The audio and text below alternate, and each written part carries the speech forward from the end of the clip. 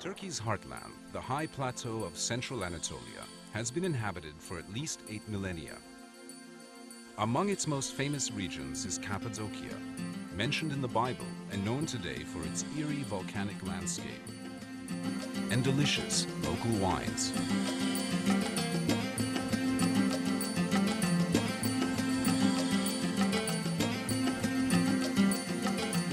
When Mount Erciyes, near Kayseri, was an active volcano, it spewed tons of lava and volcanic ash over the region.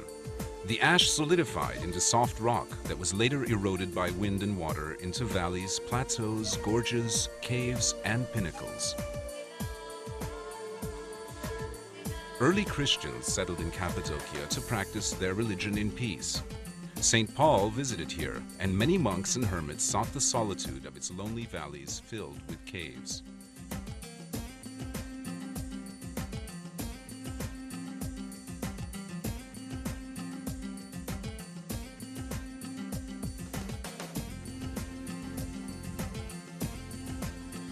Today, Cappadocia is Turkey's most visually striking region. Visitors come from around the world to tour the Göreme Open Air Museum, a World Heritage Site sheltering dozens of medieval cave churches. Many of the church interiors are decorated with colorful frescoes of religious scenes. Perhaps the finest are the dark church, called Karanlık Kilise in Turkish, and the church at the Buckle, or Tokalı Kilise.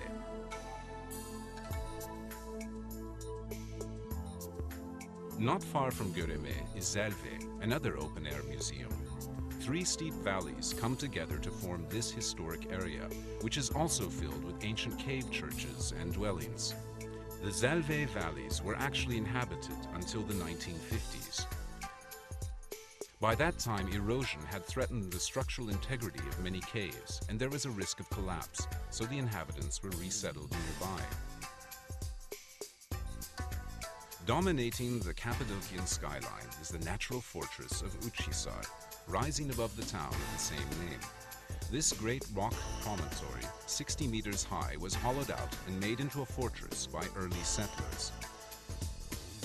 Today, visitors climb to the top through a system of caves and passages to enjoy the spectacular panoramic views from the top.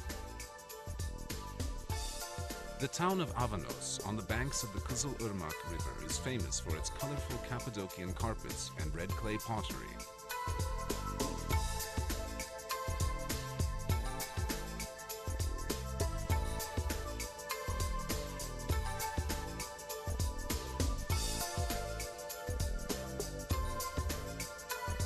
Among the strangest sights in this unusual region are the underground cities, vast labyrinths of tunnels, caves, and passages reaching 7 and 8 stories into the earth.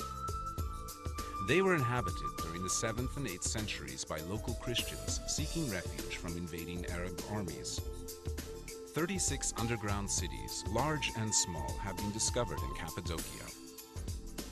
Each underground refuge has kitchens, wine and olive presses, dining halls, stables, sleeping rooms, storage areas, deep wells, ventilation shafts, and even churches.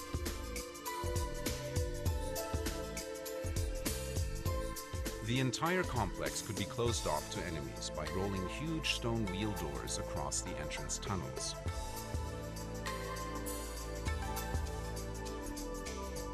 Konya, to the west of Cappadocia, was an important city in Roman times. During the Middle Ages, it was one of the chief way stations on the Silk Road,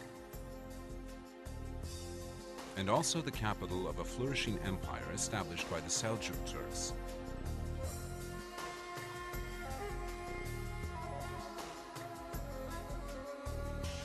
At the height of the Seljuk power of the 13th century, Konya was home to Mevlana Celaleddin Rumi, one of the world's greatest mystic poets and philosophers. Rumi's disciples became the whirling dervishes, Sufi mystics who seek spiritual communion with God through a captivating circular dance.